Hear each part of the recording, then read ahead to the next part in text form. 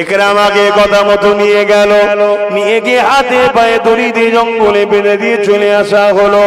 এদিকে জঙ্গলে ঝোপঝাড় থেকে চারিদিক থেকে এক একটা করে হিংস্র পশুগুলো বেরোয় আর আগে আসে ইকরামার দিকে, কিন্তু একেবারে কাছে আসছে না।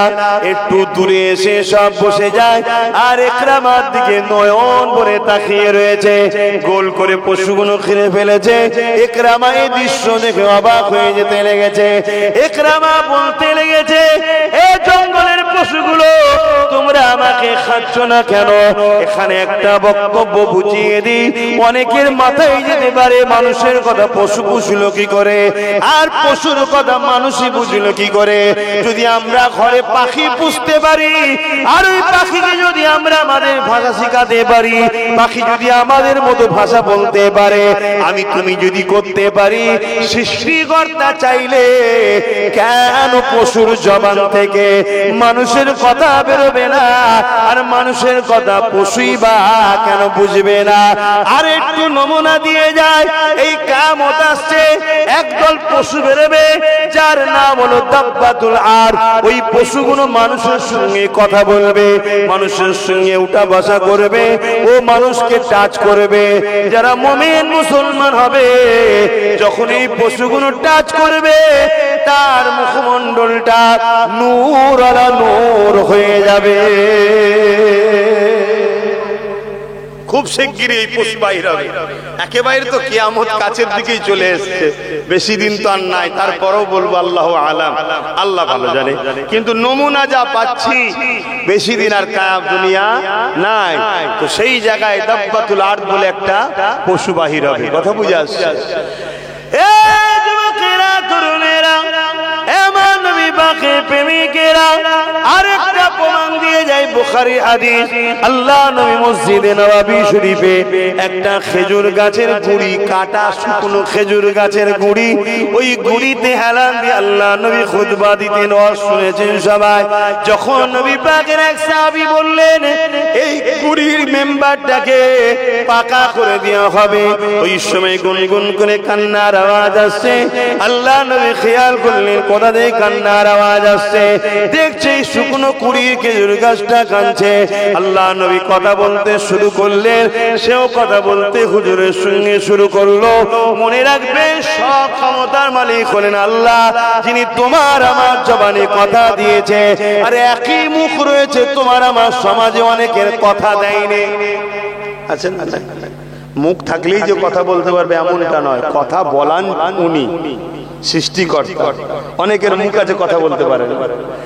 সেই আল্লাহ ইকরামা যখন বলল তোমরা কেন আমাকে খাচ্ছ না, ওই সময় সেই পশুগুলো বলতে লাগলে ইকরামা রে, অবশ্যই খেয়ে নিতা, কিন্তু তোমাকে খাওয়া আমাদের চলবে না। কেন চলবে না?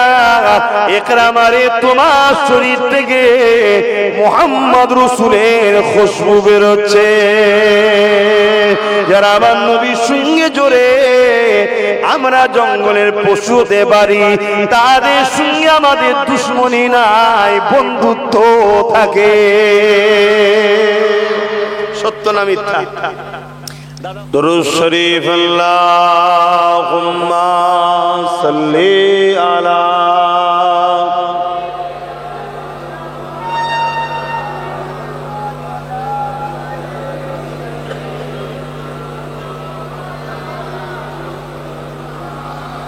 रातें भी मदीने की, बातें भी मदीने की, रातें भी मदीने की, बातें भी मदीने की, जीने में ये जीना है, क्या बात है जीने की। अरसा हो तैबा की जिस गलियों से गुजरे, अरसा हो तैबा की जिस गलियों से गुजरे, इस वक्त बिगलियों से खुशबू है पसीने की। আমার নবীকে আল্লাহ খুশবু বানিয়েছে, আমার নবী পাককে আল্লাহ খুশবু বানিয়েছে। কবে মক্কা মদিনা যেসব রাস্তা দিয়ে আল্লাহ রসুল ঘুরেছে, আজও সেসব রাস্তায় হুজুরের খুশবু পাওয়া যায়। জোরে বলুন সুবহানাল্লাহ। আমার নবী এমন একটা খুশবু, আমার নবী পাক সাল্লাল্লাহু আলাইহি ওয়াসাল্লামের পাসিনা মুবারককে আম্মা জানরা গা থেকে নিয়ে পাত্রে ভরে রাখতেন। কেননা গরিবদের ছেলেরা যখন বিবাহ করতে যেত, তাদের তো আতর কেনার সামর্থ্য ছিল না, এই পাসিনা তাকে লাগিয়ে দেওয়া হতো। পুরো মজলিস, পুরো বিবাহ অনুষ্ঠান বলতো, ইতিহাস বলছে, গল্প নয়। এবং তারিখে হাদিস যে খুশবু পেয়েছো কোথায়, এ তো আরবের কোন জায়গায় পাওয়া যায় না। জোরে বলুন সুবহানাল্লাহ। আল্লাহ নবী যদি কোন রাস্তা দিয়ে যেতে, সাহাবারা পরবর্তী যদি রাস্তা দিয়ে যেত, সাহাবারা বুঝতেই পারতেন এখান থেকে হুজুর গেছেন। জোরে বলুন সুবহানাল্লাহ। খুশবু, আহা। এ বিষয়ে একটা কথা বলি শোনেন। ইসলামের চরম দুশমন ছিল আবু জেহেল। ওই আবু জেহেলের ছেলে ছিল ইকরামা। আবু জেহেল চেয়েছিল ইসলামকে মিটিয়ে দেবে। আজও যারা চাইছে ইসলামকে মিটাবে, তাদের সঙ্গে আল্লাহ দুই ধরনের ফয়সালা করবে। আগেও করেছে, আজও করবে। হয় তাদেরকে আল্লাহ একেবারে ফেরাউনের মতো মিটিয়ে দেবে, নচেত আমার আল্লাহ তাদেরকে ইসলাম কবুল করিয়ে দিনের খাদেম বানিয়ে দেবে। এ নওজওয়ানেরা, তার একটা নমুনা হলো হযরত উমর ফারুক রাদিয়াল্লাহু তাআলা, যিনি অস্ত্র নিয়ে বেরিয়েছিলেন আমার নবীকে শহীদ করে দেবেন। কিন্তু সেই অস্ত্র নবীর কদমে দিয়ে বলল, ইয়া রাসূলুল্লাহ, হাবিবাল্লাহ, আমি ওমর ভুল করেছি। আমি খাত্তাবের বেটা ওমরকে আপনার কদমে একটু জায়গা দেন। এই বলে ঈমানের কালেমা পড়ে তাম পৃথিবীর জালিমদের সিনাতে ওমর ফারুক এখনো আতঙ্ক হয়ে বসে আছে। প্রত্যেকটা জালিম এখনো ওমর হুজুরের নাম শুনলে ভয় খায়, কখন যেন ওমরের কোন উত্তরসূরি না চলে আসে। কেন? আল্লাহ দুটো ফয়সালা করেছে। যারা ইসলামের বিরুদ্ধে লেগেছিল, হয় তাকে হিদায়াত করে ইসলামের বড় খাদেম করে দিয়েছে। যেমন আমার দেশের বাবরি মসজিদে যিনি প্রথম আঘাত দিয়েছিলেন, আল্লাহ তাকে হিদায়াত করে 100টা মসজিদ বানাচ্ছে। জোরে বলুন সুবহানাল্লাহ। ইসলামের আলোকে যুগে যুগে মানুষ নিভাতে চেয়েছে। যারা নিভাতে চেয়েছে, হয় ওই আলোয় তারা আলোকিত হয়ে গেছে, না হয় ওই আলোর রশ্মি সহ্য না করতে পেরে পুরো ছারখার হয়ে গেছে। দুটোর মধ্যে একটা হয়েছে। বুশ চেয়েছিল ইসলামকে মিটিয়ে দেবো, বুশের কন্যাকে আল্লাহ ইসলামের আলোয় আলোকিত করে কোরআনের হাফেজা বানিয়ে দিয়েছে। জোরে বলুন সুবহানাল্লাহ। আজকের দিনে তো আমার ভারতবর্ষ জুড়ে ইসলামের পিছনে একদল লোক লেগেছে। জানি এটা অবশ্যই রাজনীতি, শুধুমাত্র রুটি শাকার চক্রান্ত। কিন্তু এই রুটিতে সাথে গিয়ে হাজারো নিরীহ মুসলমান শহীদ হচ্ছে, হাজারো মসজিদ, হাজারো মাদ্রাসা শহীদ হচ্ছে, বেউজ্জতি হচ্ছে। মনে রাখবেন, এই জুলুম যারা করছে এদের সঙ্গে দুটোর মধ্যে একটা বিচারীরা পাওনাদার। হয় ইসলামের আলোতে এরা পুরো ছারখার হয়ে যাবে, আর না ইসলামের আলোতে এরা অবশ্যই সেদিন বেশি দিন নয় দলে দলে ইমানের কলেমা পড়ে সব মুসলমান হয়ে যাবে। জোরে বলুন সুবহানাল্লাহ। আপনি মিলিয়ে নেবেন আমার কথা, আমি থাকি চাই না থাকি। ইতিহাস হাজার হাজার বছর ধরে এটা ইতিহাস হচ্ছে। আবু জেহেল ছিলেন ইন্টারন্যাশনাল ইসলামের বড় দুশমন। সেই আবু জেহেলের ছেলে ইকরামা, সে একদিন রাস্তা দিয়ে যেতে লেগেছে। সেও ছিল বাপের মতো ইসলামের বড় দুশমন। আমার নবী পাককে বড় ঘৃণা করত, নবী পাকের বিরুদ্ধে অনেক রকম ষড়যন্ত্র চালিয়েছিল, বাপের কাঁধে কাঁধ মিলিয়ে চলতো। কিন্তু রাস্তা দিয়ে একদিন এদিক দিয়ে যায়, ওদিক দিয়ে আমার রাসূলুল্লাহ রাস্তা দিয়ে আসে। যখন আমার নবী পাকের চেহারা দিকে নজরটা পড়েছে, আর আবু জেহেলের ছেলে ইকরামা যে এত নবী পাকের বিরুদ্ধে ষড়যন্ত্র করত, এত জুলুম করেছে, এত অত্যাচার করেছে, এত পিছনে ক্ষতি করার চেষ্টা করেছে, ইকরামা যখন আমার নবী পাককে দেখতে পায় আর নিজেকে কন্ট্রোল করে রাখতে পারেনি। এই যুবকেরা বুঝাবার জন্য বলছি, নবীর সঙ্গে তো কারো তুলনা হয় না। যেমন লোহা নিজেকে কন্ট্রোল রাখতে পারে না, চম্বুকের কাছে ছুটে চলে যায়, আমার রাসূলুল্লাহর কাছে ইকরামার কন্ট্রোল করতে পারলো না, ছুটে গিয়ে আমার নবীকে জড়িয়ে ধরে ফেলেছে। তখনও কিন্তু কলেমা পড়েনি, তখনও দুশমনী ছিল, কিন্তু হুজুরকে দেখে থাকতে না পেরে জড়িয়ে ধরে ফেলেছে। কেন আমার হুজুরকে আল্লাহ এত সুন্দর করেছিলেন, চেহারাতে, আখলাকে, ব্যবহারে, আদর্শে, কোন দিক দিয়ে বলবো বলেন না।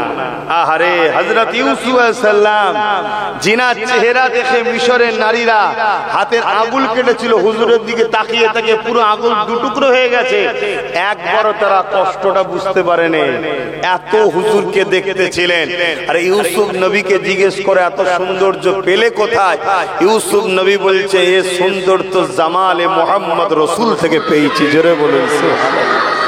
ইউসুফ নবীকে দেখে এই হাল হয়, তো হুজুরকে দেখে আহারে আকাশের চাঁদ বলে, হুজুরকে দেখে আমার লজ্জা লাগে, আমার দাগ আছে, হুজুরের চেহারায় দাগ নাই। জোরে বলুন সুবহানাল্লাহ।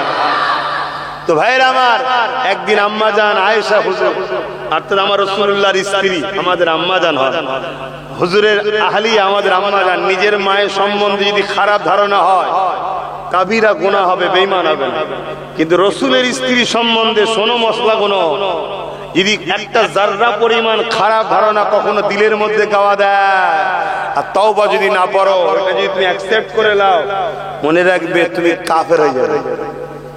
নবীর স্ত্রী নিজের মায়েদের থেকে আমাদের কাছে অনেক সম্মানীয় মা, কেন? তারা রাসূলের সঙ্গে ছিলেন। জোরে বলুন সুবহানাল্লাহ। তো যাই হোক, আম্মা জান আয়েশা হুজুর বসে আছেন, আমার রাসূলুল্লাহ তিনার স্ত্রীর কোলে মাথা দিয়েছেন, আমাদের আম্মা জান তিনার স্ত্রীর কোলে মাথা দিয়েছে, চুপ করে আছে। আম্মা জান আয়েশা হুজুর একবার হুজুরের মুখ দেখে, আর পূর্ণিমার চাঁদ, চৌদ্দী চাঁদ, পুরো গোল চাঁদ আকাশের চাঁদের দিকে দেখে, আর হুজুরের মুখ দেখে। আল্লাহর নবী চোখ বন্ধ করেই রয়েছেন, বলছেন আয়েশা কি দেখছেন? হয়তো আমাদের মধ্যে ভাবতে পারে চোখ বন্ধ করে দেখছে কি করে? আরে চোখ বন্ধ করে নবীর গোলাম খরিবের নওয়াজ সাতটা জমিন সাতটা আসমান দেখেছে। জোরে বলুন সুবহানাল্লাহ। আর হুজুর তো অনেক বড় বিষয়, হুজুরের গোলাম করিবে না, জানেন তো নাকি? নবীর গোলামের যদি এই হাল হয় তাহলে নবীর কি হাল? তো ওই সময় আম্মা জান বললেন, চোখ কটা? চোখ কটা? জোরে বলো। দুটো নয়, তিনটে। চোখ কটা? একে চন্দ্র, দুয়ে পক্ষ। হ্যাঁ, একটা ঈশ্বরচন্দ্র বিদ্যাসাগর অমুসলিম ঘরে জন্ম হয়ে তিনটে চোখ দেখতে পাচ্ছে, আর আমরা মুসলমান তিনটে চোখ পাইনি। আর একটা হলো কালবের চোখ, অন্তরের চোখ। উযকুরুল্লাহ যিকরান কাসীরা, অন্তরের চোখ খুলতে গেলে আল্লাহর জিকির করতে হবে। আমরা যা পাপ করি, এখানে একটা আয়না আছে, দাগ পড়ে, কালো পড়ে। যেমন একটা বাতি আপনি জ্বালিয়েছেন, বাতির চতুর্দিকে কাঁচ থাকে, দেখবেন ওই কাঁচটা আস্তে আস্তে ময়লা পড়ে পড়ে পড়ে বাতির রশ্মি আর বাইরে আসে না, ওটাকে পরিষ্কার করে দিলেই আবার রশ্মি। এই কলবটা হলো বাতি, একটা নূর জ্বলছে, সে মুসলিম হোক আর অমুসলিম হোক, সমস্ত মানুষের এখানে একটা বাতি আছে, নূর, আলো জ্বলে। ওই আলোটা তোমাকে ভালো রাস্তাটা দেখায়, কিন্তু আমরা অন্যায় করে করে করে করে ও চতুর্দিকে অন্ধকার হয়ে যায়। এই অন্ধকারটা পরিষ্কার, কাঁচটা পরিষ্কার করার লাইন হলো কি? আল্লাহর জিকির, সৃষ্টিকর্তার পাক নাম। এখানে ধাক্কা দিতে হবে, আল্লাহ আল্লাহ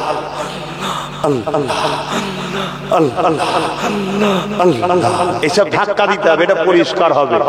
কিছুক্ষণ করার পরে দেখবেন আপনার চোখ দিয়ে অটোমেটিক পানি এসছে। তার মানে কি? আপনার ভেতরের নরমি ভাব আসছে, গরম অহংকার জাল্লাদি যেটাকে বলা হয় কঠোর ভাবটার সাথে মিটছে। এবারে তুমি দিল থেকে নরম হচ্ছে। কথা বুঝে যাক, ওদিকে আমার আজকে ওয়াজ নয়। হুজুর কেবল আসবে, আমি শুনলাম তো আমার পরে আব্বা জানের আচিসার নামাজ, উনি পীর মানুষ, উনি হয়তো এই বিষয়ে আলোচনা করলেও করতে পারে। তো আমি যে কথা বলছিলাম, কি কথা বলতে গিয়ে চলে গেল। আম্মা জান আয়েশা হুজুর বলছেন, আর রাসূল বলেন কি দেখছেন আপনি? স্ত্রীকে জিজ্ঞেস করছেন। আম্মা জান বলছেন আমি আকাশে চাঁদ দেখছি আর আমার কোলের চাঁদকে দেখছি। জোরে বলুন সুবহানাল্লাহ। স্বামী স্ত্রীর কথা, স্বামী স্ত্রীতে আনন্দ করা এটা হুজুরের সুন্নাত। জোরে বলুন সুবহানাল্লাহ।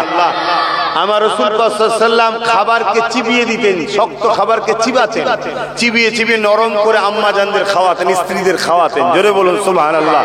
আম্মা জানরা রান্না করতেন, হুজুর কি আম্মা জানদের সঙ্গে রান্নার কাজ করে দিতেন, জিনিসপত্র কেটে দিতেন, বিভিন্ন রুটি টুটি তৈরি করে দিতেন, আম্মা জানদের কাজে সহযোগিতা করতেন স্ত্রীদের। জোরে বলুন সুবহানাল্লাহ।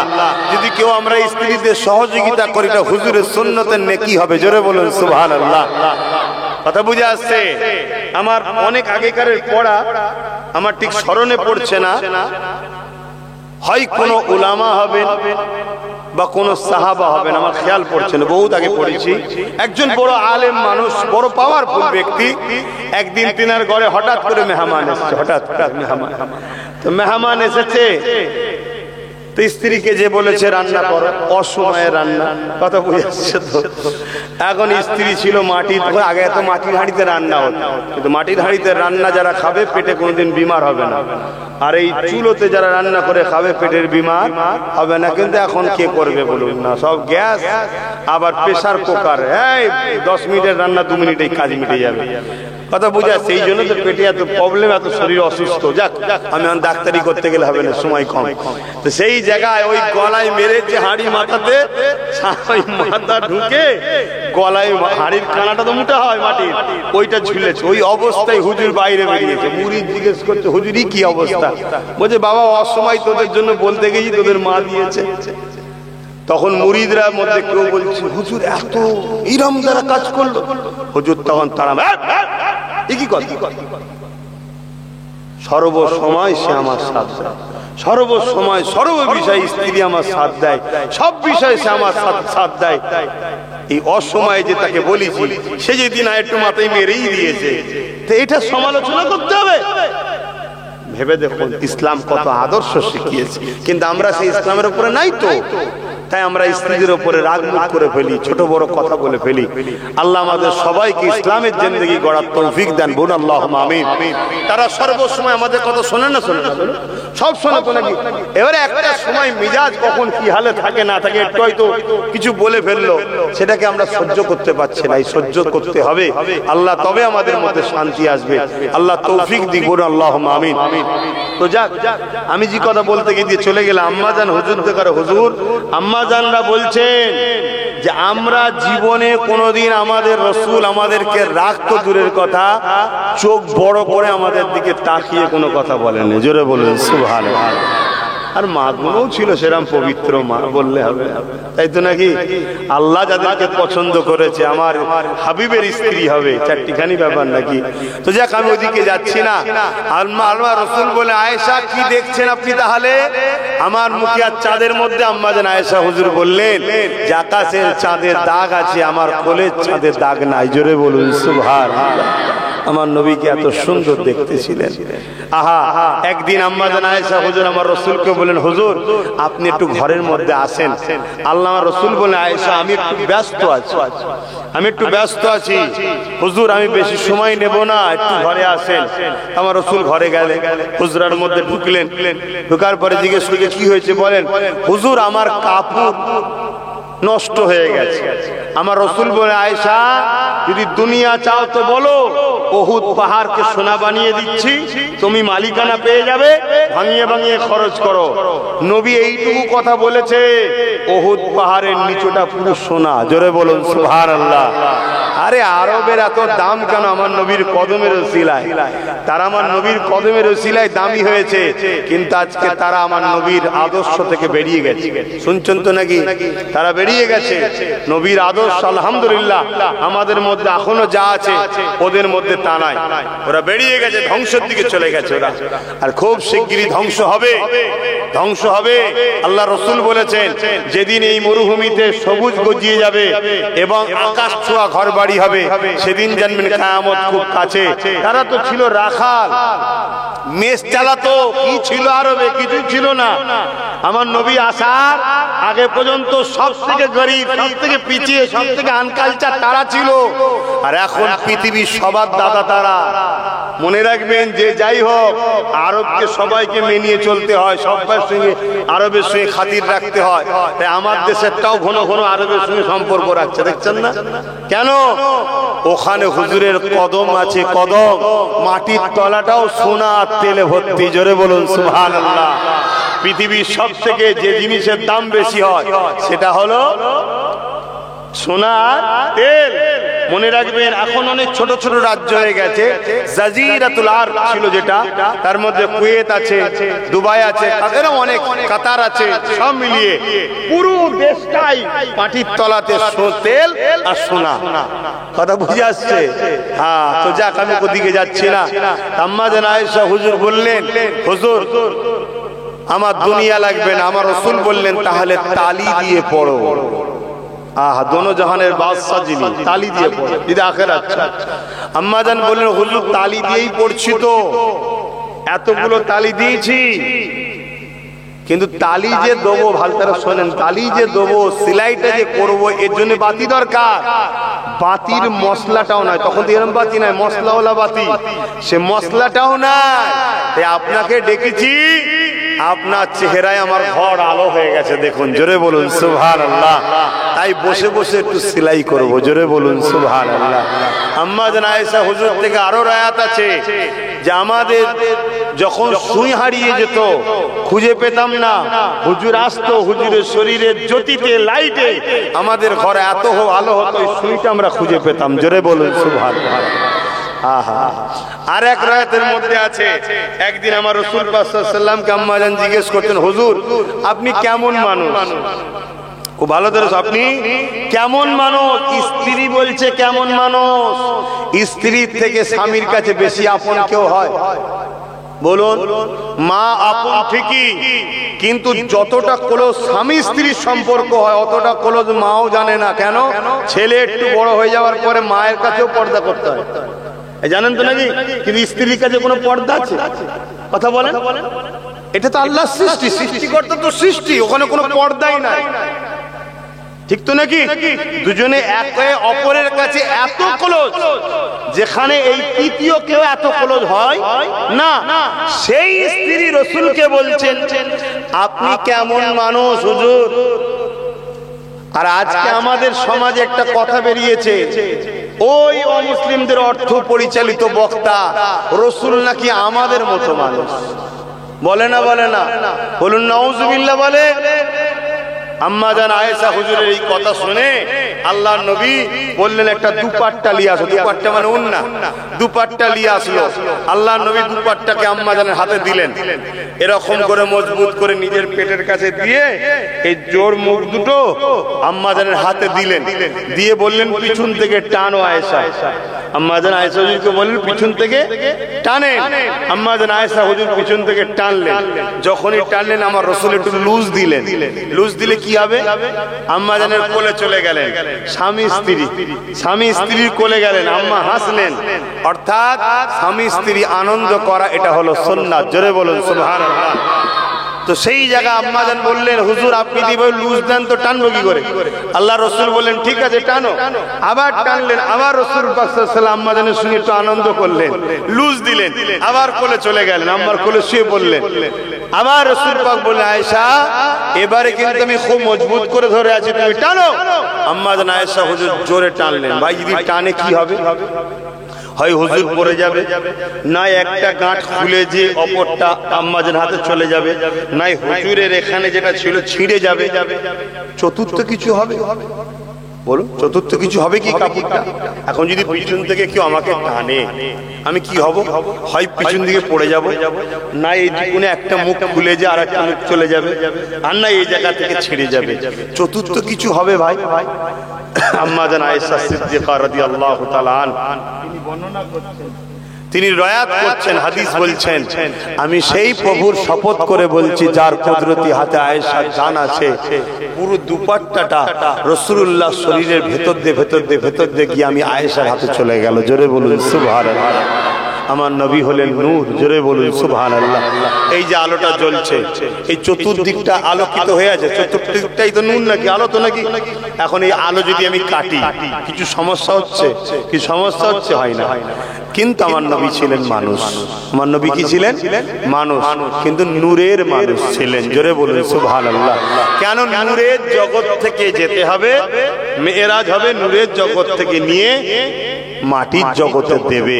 এজন্য নবী মানুষ, নূর ওয়ালা মানুষ। জোরে বলুন সুবহানাল্লাহ।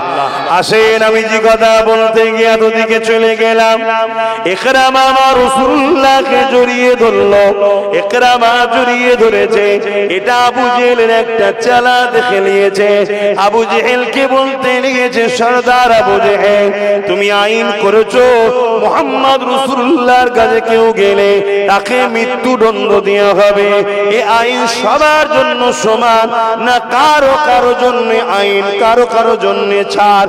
আবু জেহেল রেগে গিয়ে বলল, না, মুহাম্মদ রাসূলুল্লাহ আমার দুশমন, ওর কাছে যে যাবে তার জন্যই মৃত্যুদণ্ড দেওয়া হবে।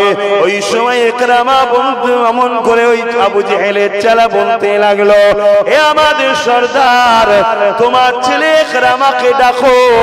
তোমার ছেলে ইকরামাকে দেখলাম সে মুহাম্মদ রাসূলের কাছে গেছে, শুধু তা নয়, মুহাম্মদ রাসূলকে গলায় গলায় মিলামিলি কুলকুলি করতে লেগেছে। আমরা ঈদের দিনে বুকে বুকে মিলি না? ওরা মিলছে দেখি। আবু জেহেল তো রেগে গেলে, এত বড় কথা, দেখো ইকরামা এসে হাজির। পুরো মজলিস খুশবু হয়ে গেছে। জোরে বলুন সুবহানাল্লাহ। ইকরামা এসেছে, খুশবু হলো কেন? টাচ হয়ে গেছে খুশবুতে, তাই না? আতরের দোকানে যারা থাকে তাদেরকে আতর মাখতে হয় না, থাকলেই খুশবু হয়ে যায়, তাই তো নাকি? হ্যাঁ। তো ইকরামা তোর বাপ বলতে লেগেছে, শোনো, তুমি সরদারের বেটা, নেতার বেটা, তো কি হয়েছে? তুমি আমার দুশমন মুহাম্মদ রাসূলের সঙ্গে মিলেছো, তোমার জন্য একই আইন, মৃত্যুদণ্ড। যাও, একে নিয়ে গিয়ে জঙ্গল খুঁজে বেঁধে দাও, জীব জন্তু যাতে ইকরামাকে ছিঁড়ে ছিঁড়ে খায়। শুনছেন? আহা, ইকরামাকে কথা মতো নিয়ে গেল, নিয়ে গিয়ে হাতে পায়ে দড়ি দিয়ে জঙ্গলে বেঁধে দিয়ে চলে আসা হলো। এদিকে জঙ্গলে ঝোপঝাড় থেকে চারিদিক থেকে এক একটা করে হিংস্র পশুগুলো বেরোয় আর আগে আসে ইকরামার দিকে, কিন্তু একেবারে কাছে আসছে না। একটু দূরে এসে সব বসে যায় আর ইকরামার দিকে নয়ন ভরে তাকিয়ে রয়েছে। গোল করে পশুগুলো ঘিরে ফেলেছে। ইকরামা এই দৃশ্য দেখে অবাক হয়ে যেতে লেগেছে। ইকরামা বলতে লেগেছে, এই জঙ্গলের পশুগুলো, তোমরা আমাকে খাচ্ছ না কেন? এখানে একটা বক্তব্য বুঝিয়ে দিই, অনেকের মাথায় যেতে পারে মানুষের কথা পশু বুঝলো কি করে, আর পশুর কথা মানুষই বুঝলো কি করে? যদি আমরা ঘরে পাখি পুষতে পারি আর ওই পাখিকে যদি আমরা আমাদের ভাষা শিখাতে পারি, পাখি যদি আমাদের মতো ভাষা বলতে পারে, আমি তুমি যদি করতে পারি, সৃষ্টিকর্তা চাইলে কেন পশুর জবান থেকে মানুষের কথা বেরোবে না? আর মানুষের কথা পশুই বা কেন বুঝবে না? আর একটু নমুনা দিয়ে যায়, এই কিয়ামত আসছে, একদল পশু বেরোবে যার নাম হলো দাব্বাতুল আর। ওই পশুগুলো মানুষের সঙ্গে কথা বলবে, মানুষের সঙ্গে উঠা বসা করবে, ও মানুষকে টাচ করবে। যারা মুমিন মুসলমান হবে, যখন এই পশুগুলো টাচ করবে, তার মুখমণ্ডলটা নূর আলা নূর হয়ে যাবে। খুব শিগগিরই এই পশু বাহির হবে। একেবারে তো কিয়ামত কাছের দিকেই চলে এসেছে, বেশি দিন তো আর নাই। তারপরেও বলবো আল্লাহু আলাম, আল্লাহ ভালো জানে। কিন্তু নমুনা যা পাচ্ছি, বেশি দিন আর কায়াম দুনিয়া নাই। তো সেই জায়গায় দাব্বাতুল আরদ বলে একটা পশু বাহির হবে। কথা বুঝে আসছে? এই যুবকেরা, তরুণেরা, আমার নবী পাকের প্রেমিকেরা আরেকটা প্রমাণ দিয়ে যায় বুখারী হাদিস। আল্লাহ নবী মসজিদে নববী শরীফে একটা খেজুর গাছের গুড়ি, কাটা শুকনো খেজুর গাছের গুড়ি, ওই গুড়িতে হেলান দিয়ে আল্লাহ নবী খুতবা দিতেন, ওয়াজ শুনেছেন সবাই। যখন নবী পাকের এক সাহাবী বললেন এই গুড়ির মেম্বারটাকে পাকা করে দেওয়া হবে, ওই সময় গুনগুন করে কান্নার আওয়াজ আসছে। আল্লাহ নবী খেয়াল করলেন কোথা থেকে কান্নার আওয়াজ আসছে, দেখছে শুকনো কুড়ির খেজুর গাছটা কাঁদছে। আল্লাহ নবী কথা বলতে শুরু করলেন, সেও কথা বলতে হুজুরের সঙ্গে শুরু করলো। মনে রাখবেন সব ক্ষমতার মালিক হলেন আল্লাহ, যিনি তোমার আমার জবানে কথা দিয়েছে। আরে একই মুখ রয়েছে তোমার আমার সমাজে অনেকের কথা দেয়নি, আছেন না? মুখ থাকলেই যে কথা বলতে পারবে এমনটা নয়, কথা বলান উনি সৃষ্টিকর্তা। অনেকের মুখ আছে কথা বলতে পারে না। সেই আল্লাহ একরামা যখন বলল তোমরা কেন আমাকে খাচ্ছ না, ওই সময় সেই পশুগুলো বলতে লাগলে একরামা রে অবশ্যই খেয়ে নিতা, কিন্তু তোমাকে খাওয়া আমাদের চলবে না। কেন চলবে না? একরামা রে তোমার শরীর থেকে মুহাম্মদ রাসূলের খুশবু বেরোচ্ছে। যারা আমার নবীর সঙ্গে জোরে আমরা জঙ্গলের পশু হতে পারি, তাদের সঙ্গে আমাদের দুশ্মনী নাই, বন্ধুত্ব থাকে। সত্য না মিথ্যা? দাদা হুজুর রহমাতুল্লাহ আলাইহি যখন জঙ্গলে যাচ্ছিলেন, শোনেন না, সুন্দরবন জঙ্গলের ভেতর দিয়ে জলসাই যাচ্ছে, আর গরুর গাড়ি করে, তখন তো গরুর গাড়ি সিস্টেম ছিল, পালকি ছিল, আর গরুর গাড়ির যে চালক ছিল, আর গরুর গাড়ির উপরে এরকম ছাউনি করা থাকতো। ওই ছাউনির ভেতরে দাদা হুজুর বসে আছে, খলিফারা রয়েছে, রুহুল আমিন সাহেবও রয়েছে, বসিরহাটের বড় মৌলানা আল্লামা রুহুল আমিন সাহেব। আর গরুর যে গাড়ির চালক ছিল সে লাভ মেরে ছাউনির ভেতরে ঢুকে পড়েছে, ঢুকি হাঁপাচ্ছে আর গরু লাফালাফি করছে।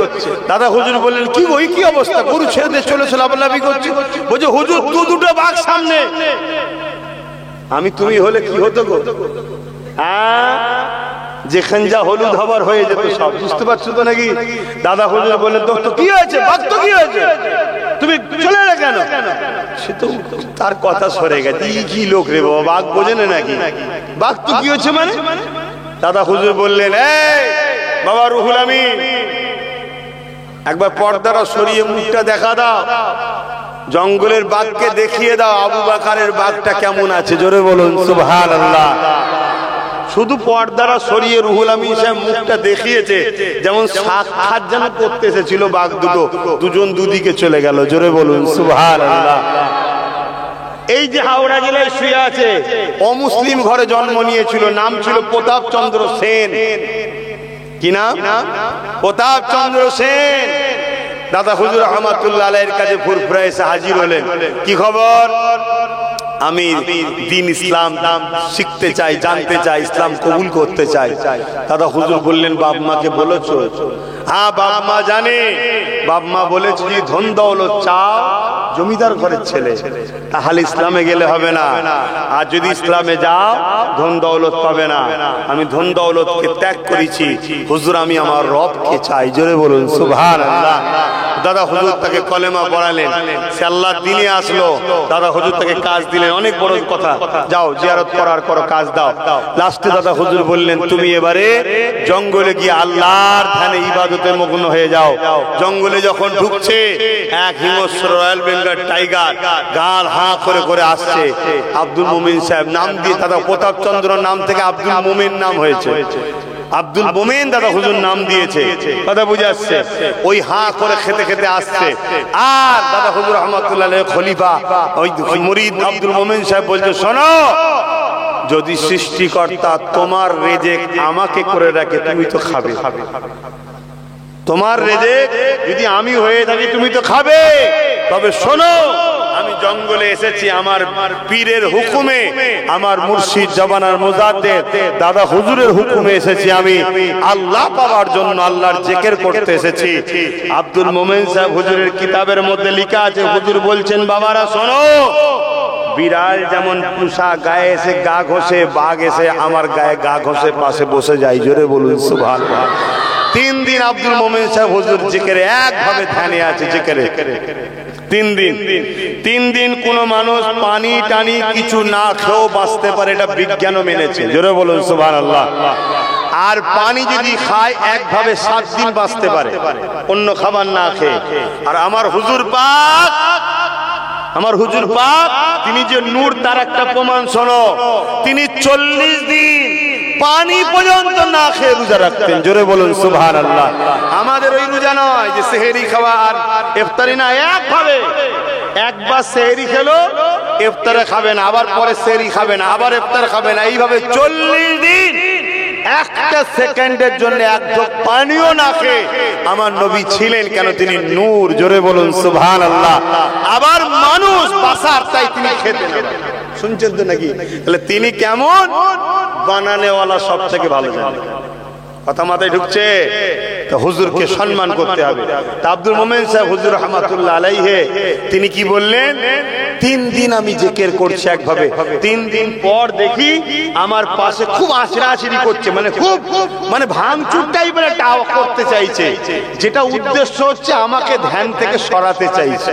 আমি চোখ খুললাম, দেখলাম একটা হরিণ শিকার করে একদম নিয়েছে হাজির। তার 3 দিন খাইনি। দেখুন অবালা পশু, তাদের মধ্যে দরদ আছে না? না। এই যেটা চ্যানেল আছে ন্যাশনাল জিওগ্রাফি নাকি একটা চ্যানেল বলে, ওই চ্যানেলে দেখাচ্ছে যে একটা বাচ্চা হরিণকে একটা বাঘ ধরেছে, কিন্তু বাচ্চা হরিণটা সেই বাঘের কোলের মধ্যে ঢুকে যাচ্ছে, মা মনে করে বাঘটা তাকে খায়নি। আরে সব থেকে নিকৃষ্ট মানুষের মধ্যে একদল মানুষ পশু থেকেও নিকৃষ্ট আছে। এদের মধ্যে কোনো দয়া ময়া নেই। এরা নিজের মাকেও খুন করে ফেলে, বউকেও খুন করে ফেলে, বেটিকেও খুন করে ফেলে, স্বামীকেও খুন করে ফেলে, আর প্রতিবেশীকেও খুন করে ফেলে। মানুষই সব থেকে নিকৃষ্ট, আর মানুষই হলো সব থেকে শ্রেষ্ঠ। জোরে বলুন সুবহানাল্লাহ। অবলা পশুদের মধ্যে দয়াময় আছে, হতে পারে তারা হিংস্র, কিন্তু দয়াময় আছে। তো সেই জায়গায় হুজুর ইশারা করলেন, যেটা আমাদের নয়। কেন? আল্লাহু আকবার বলে জবাই করা ছাড়া খাওয়া যাবে না। তবে এখানে একটা মশলা আছে, গৃহপালিত পশু যেটা পোষা, কথা বুঝে আসছে। এর ইখতিলাফে যেতে গেলে এটা ফাজেলে পড়ানো হয়, অনেক আলোচনা আছে, আপনারা বুঝবেন না, কত ডিপে ঢুকতে হবে না। তো সেই জায়গায় হুজুর বললেন এটা তুমি নিয়ে যাও। সে নিয়ে চলে গেল। হযরতে নও হুজুর পীর কেবলা রহমাতুল্লাহ আলাইহি, দাদা হুজুর পীর কে রহমাতুল্লাহ আলাইহির সঙ্গে একটু মন টানাটানি, ওই ঝগড়া নয়, মন টানাটানি, পায়া খাওয়া নিয়ে বেরিয়ে চলে গেছে। কোথায় যাব, কোথায় যাব, কোথায় যাব? জঙ্গলে গিয়ে ইবাদত করছে। কথা বুঝে আসছে? দীর্ঘ বছর কেটে গেছে। মেজো হুজুর পীর কেবলা ডাকতে গেছে, বলছেন ভাই যান, আব্বাকে গিয়ে সালাম দেন, আমি আসবো। কথা বুঝে আসছে? আমি আসছি। তো হুজুর ও বাঘের পিঠে চেপে ফুরফুরা শরীফ এসেছিল। অনেক মুরব্বী এখনো বেঁচে আছে যারা দেখেছিলেন। জোরে বলুন সুবহানাল্লাহ। আমি ওখানে কি বললাম, একরামাকে কি বললো যে তোমার শরীর থেকে নবীর খুশবু বেরোচ্ছে। যার শরীর থেকে নবীর খুশবু বেরোয় তাকে জঙ্গলের বাঘ খাই না, সে ইমানদার নয়, সে মুসলমান তখনও নয়, ইমানদার নয়। তাহলে তুমি আমি যদি রসুলকে দিলে রাখতে পারি, তোমাকে আমাকে কেউ ক্ষতি করতে পারে? আমাদের দিলে নবী নাই, তো তাই আজকে আমরা বিপদে পড়েছি। তো যাক, নামাজের দিকে খেয়াল করে দোয়া চাইতে হবে। একটু সময় সংক্ষেপ, একটু সালাম পড়বো। ইয়া নবী সালাম।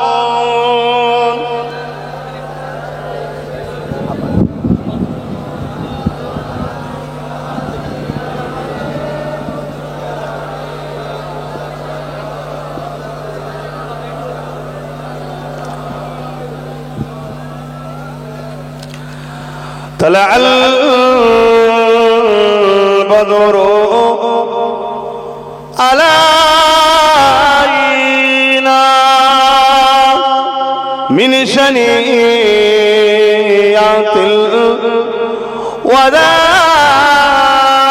الوداع وجب الشكر علينا ما بغى لله أهداي يا نبي سلام يا رسول يا حبيب سلام سلام या नबी मदीना होते सब কিছুই পারেন দেখিতে মোদের লাশ কবরে এ রাখিলে লইবেন আপন করে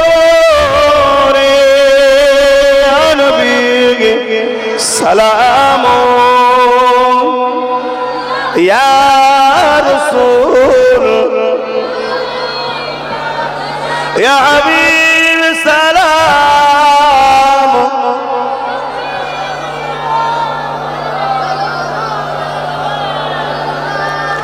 সকলে গায়ে গায়ে বসুন বালাগাল উলা বিকামালিহি কাসাবাত তুজা বিজামালিহি